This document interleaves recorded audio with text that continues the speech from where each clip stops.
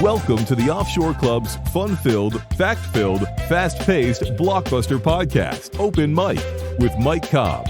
For more than 20 years, Mike has worked and lived in Caribbean countries from north to south and the Atlantic to the Pacific, where the sun never sets on the good life at a great price. And now, here is your offshore ambassador at large, Mike Cobb. Hi, this is Carter Clues, and welcome to Mike Cobb's Offshore Investment Report. Today's show is absolutely spellbinding because we're going to talk about a topic that I know everybody has an interest in, Bitcoin. We're going to talk specifically about the world's only Bitcoin community, with which Mike is intimately involved, and then about his very, very insightful views on Bitcoin in general. So welcome to the offshore entrepreneur, Mike Cobb. Mike, how you doing? Hey, good, Carter. Always good to be with you. By the way, I thought every program that I was on was spectacular. Everyone has been. That's why I was so confident in saying that. Exactly. Precisely. Precisely. You notice I got my Coffee with Carib Carter hat on in order to give myself a plug. Folks, every Monday at noon, Coffee with Carib Carter at offshore.club. Okay, back to Of course you plugging yourself. By the way, I love that hat. It's cool. That's a great hat. You know what's so funny? I'll make this quick. What's so funny is this hat, which is my Coffee with Caribbean hat, obviously, I bought in Marlow, West Virginia at a 7-Eleven. Yeah, they're dreaming of Caribbean in Marlow, West Virginia. Then you know we got a lot of business. A lot of okay. Yes. Okay, Bitcoin Beach, El Zonte. Let me show some pictures to people, folks. El Zonte. This is the world's first entirely Bitcoin economy community in El Salvador. Here are the folks at the store shopping, right? Mike, all this is going to look familiar to you. Yeah, that's right? great. Yeah. And here, I'm sure you've bought coffee here with your Bitcoin, right? Yeah. All right, folks, that is not only is El Zonte Bitcoin Beach the world's first revolutionary first Bitcoin community, but it also is a Mike Cobb community. Mike, how did you get involved with Bitcoin Beach, El Zonte in El Salvador, and what can we look for? What's it about what we can look for there? Sure. Well, you know, we've been taking Bitcoin for about 5 years now, and crypto in general, but Bitcoin mostly. And, you know, because we've been taking it for a long time, we started to get notoriety in the crypto community. Hey, here's a really cool development company. They're taking crypto, right? And for a long time, we were the only developers. Now we're one of a very few developers, but we were certainly the first developer in Central and South America to take crypto as payment for a property. And again, so we got a lot of notoriety. So last June, I was speaking at the Bitcoin conference in Miami, huge event, 13,000 people. Right. And on the second day of the event, you know, we were busy. Oh my gosh. Like we had the only offshore development. Like there was one condo project in Miami, and then there was us talking about real estate overseas, right? We were 6 deep all day. And so whenever we get really busy, what I do is I step out of the booth, and then I kind of work the backside of the crowd, keep people warmed up until they can work their way to the front to talk to a property consultant. Well, this guy comes up on the second day and taps me on the shoulder. He says, hey, I was here yesterday, saw your booth, you know, went home, did a little research. You know, I have this piece of property in El Zonte. Would you be interested in looking at developing it for me? I'm in the food business. You guys are developers, and you checked out pretty good. I said, sure. I said, what's your name? Mike. Mine's Mike. So 2 Mikes. We're hanging out talking. Mike Peterson, right? Yeah, Mike Peterson, exactly. But at this point, Carter, I had no idea who this guy was. So I do my normal thing. All right, great. You have a piece of property? Send me a copy of your title. Send me 3-4 low-res pics. Send me a map or 2, whatever. Just the basic stuff. And about 90% of the people that I say that to disappear because they don't have title. I don't know. They can't follow up, just whatever it is, right? Right. So this was Saturday. Tuesday morning, my inbox, boom, boom, boom. I'm getting like 5-6 emails from this guy. I'm like, all right, good. Open it up. He has title to the property. Beautiful pictures. He has some maps, blah, blah, blah. So I get on the phone. I'm working on the beach, right? This is on the beach in El Salvador. Well, it's off the beach, but it's up on a hill that overlooks the town and the beach. Carter, this property is the best developable property I've ever seen in my life. It's like a bowl, but it's a gentle bowl. A lot of properties in Central America, they're steep, right? I mean, really steep. Right. This one's like this, right? And it's tilted this way. So every single home site has an ocean view. I mean, it's spectacular. But Carter, 6 weeks goes by. I get a letter of intent, like the framework of the deal put together. I hand it off to Joel. I mean, Joel and I, my business partner, Joel. Anyway, Yeah. so my business partner, he and I are talking about what the deal is. I'm going back and forth with Mike Peterson. Finally, I hand it off to Joel. Okay, the deal's done. Here's what Mike and I have agreed to. The next morning, I get a call from Joel's secretary, and she's like, Mike, do you know who you're working with in El Salvador? I'm like, yeah, Mike Peterson. She goes, well, yeah, but do you know who he is? And I'm like, no, not really. She goes, he's the godfather of Bitcoin in El Salvador. That's right. But here's the really cool thing, Carter. Here's a guy who is truly the godfather of Bitcoin in El Salvador. He's the guy that got it all started in El Zonte. And not once in 6 weeks did he ever say anything. I mean, he's been written up in Forbes. He's been written up in just magazine after magazine. I think they interviewed him. I think last week or the week before last, 60 Minutes was in El Zonte interviewing this guy, right? I mean, not once in 6 weeks did Mike Peterson ever mention, quote unquote, who he was, right? And I just thought when Mary told me that, I'm like, this is exactly the kind of guy that we want to do business with. Yeah, man. So we're very excited. And so we've partnered with him. We've hired an engineering company. I think we hired them in maybe September, October. I can't remember. We sent them the first check, and they're doing all the environmental permitting and all the research and all the analysis that we can take to get an environmental permit. First review will be next month. Once we complete that, we'll go back for final review. We should have our permits by May, June. And we should be able to offer product there this summer and start construction end of summer, early fall. So yeah, it's coming, man. It's very, very exciting. So how large a community is going to be? Yeah, so it's about 40 acre property, a little over 40 acres, and we will have 453 addresses, tiny homes and condominiums. And I know sometimes people think, oh my gosh, 450 addresses on 40 acres, that's going to be really crowded. But we use a community development model where you put lots of density close together, or in condos, you stack them up, right? I mean, so vertical, right? And so beautiful park spaces, beautiful agricultural gardens. We have a whole hillside that the one place on the property that does not have an ocean view is this hillside that we're going to terrace out and turn into orchards and gardens. And create this incredible agro resiliency to this property. But there are some beautiful, there's a mango forest. I mean, think about that, a mango tree forest that will become sort of the central park of the whole place. It is a spectacular property. It's going to be tremendous. And you know what, Carter? Two things about the El Salvador. They are the first country to accept Bitcoin as legal tender, right? They made Bitcoin legal tender. September 7th was the official day. And if you invest in the country 3 Bitcoins, you qualify for residency. And I was just down in Miami again. Miami seems to be the hub of a lot of the Bitcoin crypto stuff. I was just in Miami earlier this week for another Bitcoin conference. And the excitement over the idea that you get residency in El Salvador for 3 Bitcoins, my goodness. I mean, we had, again, the booth was stacked up, 3, 4, 5, 6 deep for 3 days. I mean, it's insane the amount of interest in this particular topic in that community, of course, right? Yeah. Now let's go back to, you said about you said 40 acres, 400 addresses, right? 453 addresses. Cozy homes. And I want to make something clear to people. Folks, when you hear the word tiny home, please take that and put it aside. Okay, that's some idiot realty technical term.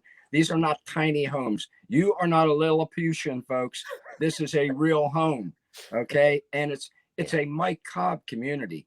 I call them cozy homes. Yeah. Okay, honest to God, I'm sitting here in York, Pennsylvania. Mike, if you were in my house now, you've been to my house. It's a cozy home. It's a cozy home. Yeah, but for absolutely, my wife, it's fantastic. And these homes are very ample. And also keep in mind, folks, when you're living in the Caribbean, unlike here in New York, Pennsylvania, where it's 4 degrees out right now, there is no inside and outside. So your terrace is part of your home. Mike, I remember when I first bought my first home in Honduras, it was a cozy home. It was small, little 2-bedroom. Right. And when I moved to the El Pino community, I noticed people had their living room furniture on the front porch. Yeah. And I thought, That's really unfortunate and all I until I know what you, realized, by the way, Carter, I know what you thought. You thought, my goodness, there are a whole bunch of West Virginians down here. yes, I did. And since I had a home in West Virginia, it made me feel very much at home.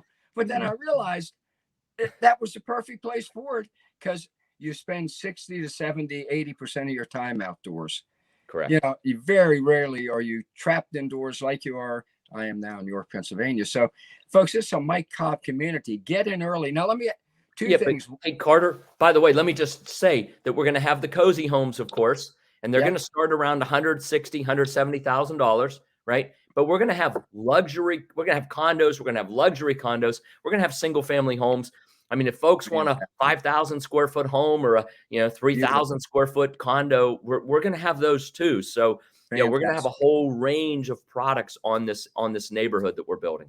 And folks, to get an idea of the quality of the community, because remember, by community, folks, by community, Mike Cobb, go to Grand Pacific. I always tell people, you want to see what you're going to get when you invest, and invest is the word, in a Mike Cobb home, go to grandpacifica.com. There we go, right on the screen. There we go. Nice. Like clockwork. And look at that, because it's the same type thing, right, Mike? Yeah, it is. In fact, we're building about 80 homes there right now that are the cozy homes. And probably half of those were folks who are in the crypto space, either purchased with crypto or made their down payments with crypto. And so it was a really, really, so it is a great example of what this El Salvador Bitcoin Beach community is going to be like, just on a much bigger scale as well. Yeah. Fantastic. And I think in the article I read, Business Insider had a great article on it. By the way, folks, go to offshore.club, look up the article on Bitcoin Beach at offshore.club. And in that great article, you said that for people who come in and buy entirely with Bitcoin, there is a discount. Yes, right? There will be. And we'll be looking at that to see what it is. Great. And look, a couple things happening, right? If you buy with Bitcoin and it's over 3 Bitcoins, you qualify for residency. And so I think a lot of people, we're hearing a lot of people who want the details on that. Yeah. But we're actually working right now to put together a program with one of the companies that was at this conference I was just at in Miami, to allow people. Let's say a home is 3 Bitcoins. Well, no, we'll pick an easy number. Let's say a home is let's use 3 Bitcoin. Okay. If you can put 6 Bitcoins as collateral with this company, they will loan you the money to buy the home. So you don't actually have to give up your Bitcoin. Because I think a lot of people believe, I think rightly so, that Bitcoin is going to continue to increase in value. Yeah, it's up and down. It's a roller coaster. I get that, right? Sure. But over the next 3, 5, 10 years, Bitcoin probably is going to appreciate significantly, and so they don't want to give up their Bitcoin. They don't want to sell it, right? So this company that we're working with is helping us put together a program where people can loan. It's like 200%, right? So if it's 3 Bitcoin home, 6 Bitcoins, they will loan you the money. You can keep your Bitcoins. You can pay the loan off, and so you kind of get the best of both worlds. That particular idea resonates with people who have, significant amounts of Bitcoin. So they could obviously look. I mean, a Bitcoin's worth 40 grand today. I mean, so if you have 100 of these things, it's $4 million. I think I did my math right. But anyway, right. I don't know. 10 coins is 400. Yeah, 100 coins is 4 million, right? Yeah. So, there's if a lot of people can afford to spend 3 Bitcoins, but they don't want to spend their Bitcoins, right? So this becomes an alternative for people who want to keep their Bitcoins and have a beautiful, cozy home or condominium overseas. Yeah, that's fantastic. So, folks, I would say get in early prices. I'm just saying it. I know, Mike, sometimes you can. I'm saying the prices are just going to go up like they do in all Mike Cobb communities because they're in demand. So get in early for a vacation home, a second home, a primary residence in a gorgeous community that takes Bitcoin, a revolution beyond the cutting edge, on the cutting edge of Bitcoin. And one of the things in the article I just referenced, Mike, was your insights, and I know we only got about 5 minutes left because you have a speaking engagement coming up. I do. On Bitcoin, your insights into where Bitcoin is going fascinated me. I'd never read anyone with those kind of insights. You talked about the fact that you think that Bitcoin is going to be currency used for people to get around things like U.S. embargoes, like IMF dictates. And, let me parenthetically, real quickly, folks, a lot of people don't realize this. What happened in Romania back when Ceausescu was overthrown, IMF forced them to take loans they didn't need and then called them in at an interest rate that destroyed their economy. Look it up. So when you said in this article, it's going to give people a way to get around IMF dictates, U.S. embargoes. Can you elaborate on that just a little bit in the time we have left? Sure. Carter, old guys like you and me, we've we've always looked at gold, probably, or silver, metals, right, as our inflation hedge, as sort of our doomsday stash, right? And I still think there's a lot of wisdom in that. By the way, it's not an or thing. To me, it's an and thing. But the younger generations, certainly millennials and younger, Right. have cryptocurrency, sort of as what they see their hedge, right? Their inflation hedge, their doomsday hedge. The sad thing is unlike silver and gold, which are very limited, palladium, platinum, so you got like 4 metals, right? And I guess maybe it's true in the metals too. I mean, there was this whole big thing, I don't know, a decade or so ago. People were buying all these rare earth metals, and it was very speculative, right? They were buying them on speculation. And I've personally have never wanted to own precious metals as speculation. I've always seen them as a hedge, right? Yep. And I think the folks then in the crypto space who are buying all these wacky coins, this new coin, that new coin, blah, blah, blah, okay, if you're a speculator, great, speculate and have fun with it, and hopefully you make a lot of money. But I think at the end of the day, something like a Bitcoin, and Ethereum, right? Solana. There are a few coins out there that I would call the mainstream coins, the gold, silver, platinum, and palladium of the crypto space. And to me, those coins, and there'll be new ones in the future too, I'm sure, but those coins will do very, very well as an inflation hedge, as a doomsday hedge, as things go, because at the end of the day, it is totally decentralized. It's DeFi. These Bitcoins reside on 200 million computers around the world. They're unalterable, right? I mean, you could alter one on one computer, but the other, 199 million computers out there, like, they didn't alter it, right? And so I think people really like the permanency of the blockchain. And by the way, the blockchain is really in its infancy. When we start to lodge property titles, car titles, any kind of titles, right? We start to lodge titles on the blockchain. We start to lodge contracts on the blockchain. They become permanent and unchangeable. And for U.S. and North America, that's an important point, but it's not super important. But in developing countries where lots of things are fungible, everything's fungible, right?